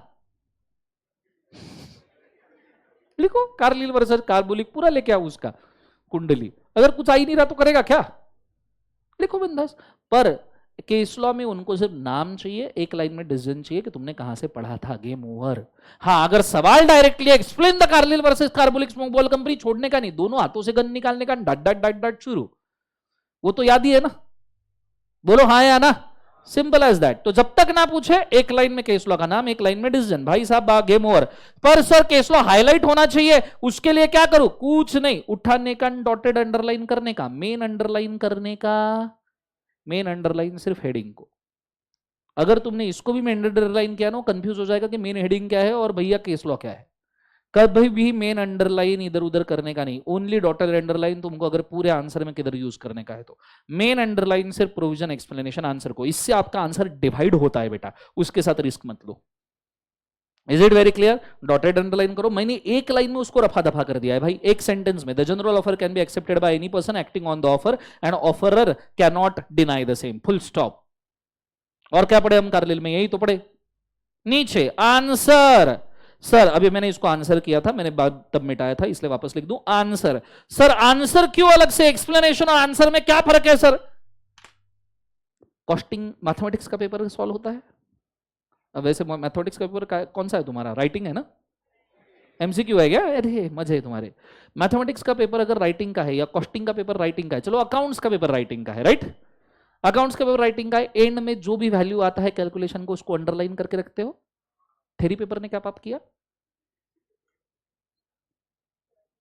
क्या पूछा है? देखो क्या पूछा तुमने, इस पूरे केस का कंक्लूजन पहले दिमाग में ड्राइव कर लिया कि नहीं मिस्टर विजय को ना पैसा मिलना चाहिए भाई, नई कार मिलनी चाहिए, बराबर है? सवाल पूछा है advice mister Vijay about the same. सवाल ये नहीं पूछा है कि उसको अपग्रेडेड कार मिलेगी या नहीं, वो तो मिलेगी, सबको मालूम है। सवाल यह है उसको एडवाइस क्या दोगे। सवाल इसका नहीं है कि कार मिलेगी नहीं मिलेगी, अबे मिलेगी, पर वो लेनी कैसी है उसका एडवाइस दो। नहीं नहीं कार तो मिलेगी, अबे मिलेगी ठीक है ना, लेने लेने तो जाना पड़ेगा ना भाई, क्लेम तो करना पड़ेगा ना, उसका एडवाइस देना तू। तो नीचे भाई साहब तुम गए कार लेने के लिए, सीधा हाँ mister Vijay shall get a car, कैसे? It is advice to mister Vijay to claim the upgraded offer and sue the company for the same if required, as he have complied या completed with all the terms of the general offer, full stop. Tell him, advise him ये car कैसे avail करने की है, मिलेगी सबको मालूम है। सो आंसर में हम सिर्फ वही लिखेंगे जो उन्होंने पूछा है। उन्होंने एडवाइस पूछा, हम एडवाइस लिखेंगे। अगर ये पूरा क्वेश्चन लिखने के बाद में उन्होंने ये पूछा रहता कि मिस्टर विजय घर पे कैसे आराम से मस्त चिल मारेंगे, तो लिखो हाँ हो सकता है। कई बार ऐसा होता है सीए के पेपर में कि केस स्टडी पूरा अलग देते हैं और नीचे आंसर में भलता कुछ तो भी पूछ लेते। बच्चा जो जोश जोश में जाता है ना, अरे मेरे को आ गया आ गया आ गया आ गया, वो जाता है पूरा लिखता है हाँ हो गया, नीचे जो पूछा है उसका आंसर नहीं दिया, 4 में से 2 मार्क गायब, पूरा केस स्टडी अच्छे से लिखने के बावजूद भी। तो answer will make you remember. एक बार सब जन बोलो क्या? Answer will make you remember, ये चेक करने के लिए कि क्या लिखना है या क्या पूछा है। जो पूछा है वो लिख के आओ, तुम्हारा ज्ञान उनको नहीं चाहिए, उनके पास ऑलरेडी बहुत है। क्लियर है concept? Mister Vijay will get the car, वो उनका इशू, तुमने एडवाइस क्या करना है तुम बोलो। Is it very clear guys? जोर से बोलो एक बार, ये सुनो, सबको समझ में आया? So did you understood how to write the explanation? वापस बोलो, पॉइंट 1 में क्या करना है? पॉइंट 1 में क्या करना है? सबसे पहले fact of the case. Fact of the case कहां से निकालोगे? क्वेश्चन। क्वेश्चन को क्या करना है? स्क्रैबल। कहां करोगे स्क्रैबल? क्वेश्चन पेपर पे तो कर नहीं सकते, इमीडिएटली वैल्यू और इन्विजिलेटर आएगा, कॉपी लिखेगा, निकाल देगा क्लास से बाहर, है ना? क्वेश्चन पेपर पे स्क्रैबल किए तो उसको लगेगा कॉपी कर रहा है, बाजू वाले को दिखा रहा है, तो क्वेश्चन पेपर पे स्क्रैबल नहीं कर सकते। कहां करोगे? आंसर शीट लेने का, उल्टा पलटाने का, लास्ट पेज के ऊपर लिखने का रफ, जितना तुमको स्क्रैबलिंग करने का लास्ट पेज पे करने का। इसके ऊपर इंस्टीट्यूट ऑब्जेक्शन नहीं ले सकता, इंस्टीट्यूट का रूल है, तुमको जो भी रफ करना है, क्योंकि प्रैक्टिकल पेपर में रफ करना रहा कहां करोगे, तो थ्योरी पेपर में भी रफ करना है तो कहां करोगे? पेपर पलटाने का, लास्ट पेज के ऊपर लिखने का मस्त बड़े हस्ताक्षरों में रफ, और नीचे पूरा स्क्रैबल करने का, जो भी स्क्रैबल करने का है, पूरा पेपर खत्म होने के बाद उसके ऊपर 2 काट मार देने का, तो वैल्यू और समझ जाएगा ये रफ है, इसको चेक करने की जरूरत नहीं है। Is it very clear? जोर से बोले एक बार, सर नो। सबको समझ में आया पक्का? एक्सप्लेनेशन कैसे लिखने का है बोलो हाँ या ना। लिखिए next point.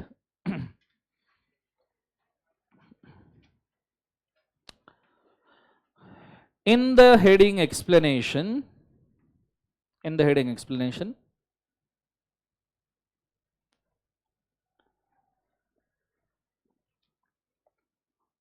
in the heading explanation,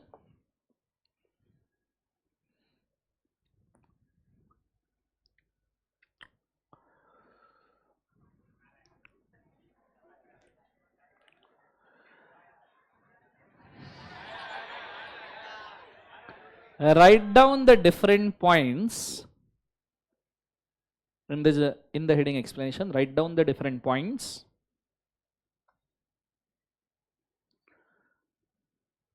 to conclude. Write down the different points to conclude the given. To conclude the given case. To conclude the given case from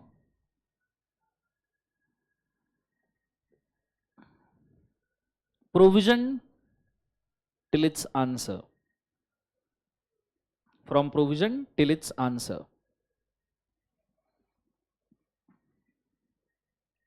till its answer and its reasonings.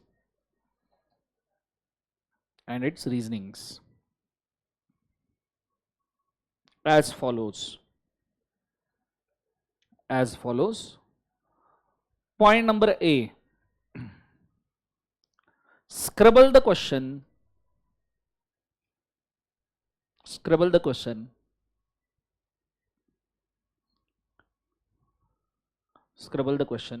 And write down all the facts. Scribble the question and write down all the facts. Scribble the question and write down all the facts to point number 1 of the explanation. Write down all the facts to point number 1 of the explanation.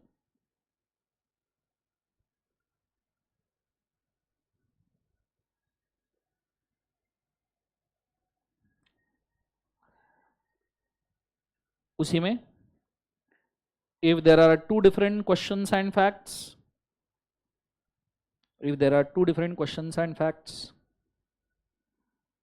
of same case study, if there are two different questions and facts of the same case study,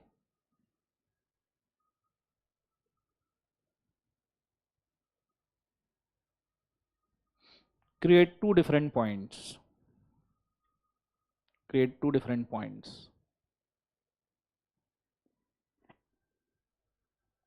Point number B. In the next point of explanation,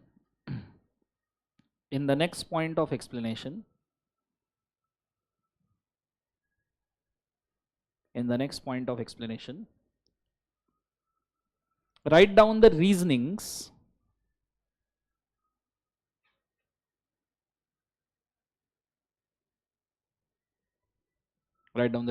That how the provision is applied.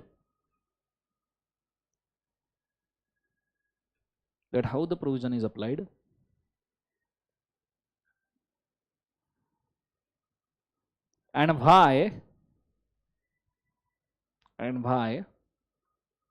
the given answer should be considered.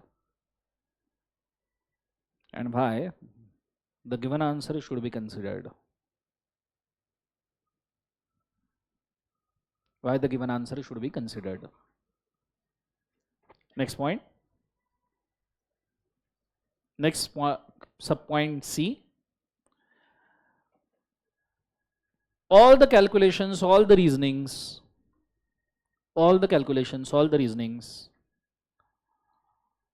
supporting the main answer.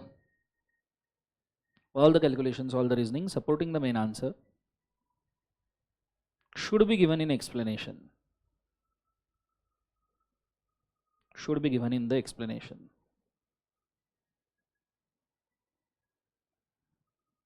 Full stop. लिखा सबने? सो explanation समझ में आया? Next main point क्या हुआ? Mahashivratri.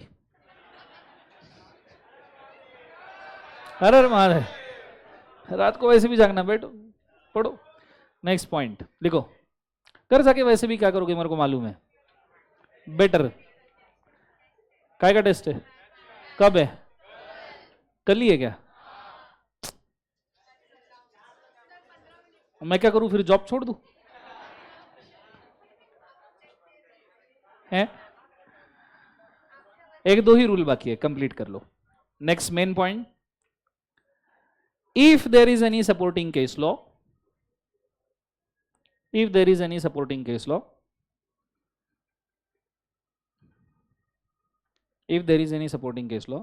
write down the name and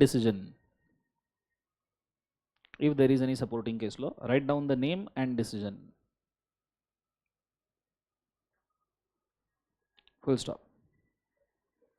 Last point.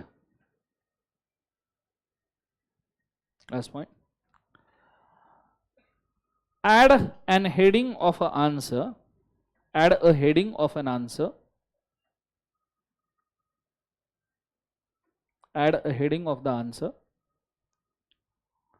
Just as to give the answer. Add the heading of the answer just as to give the answer. To what exactly is asked? Just has to give the answer. To what exactly is asked? To what exactly is asked? Full stop. लिख लिया सबने? जोर से बोले sir no. फिर भी 2-3 rule बाकी है. तुमने एक अपन डील कर ले क्या? अभी तो छोड़ रहा हूं मैं 2 मिनट में, जस्ट सुन लो. तुम मेरे को समय दो, मैं तुमको लॉ से आजादी दूंगा. सीए फाउंडेशन के लॉ से. सर कल से आजादी दो.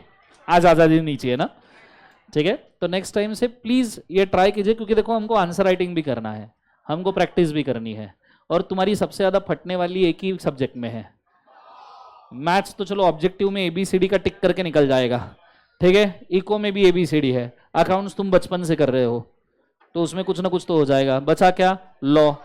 ठीक है, तो तुम्हारे लॉ की वजह से लॉ ना लगे, इसलिए मेरे को समय दो.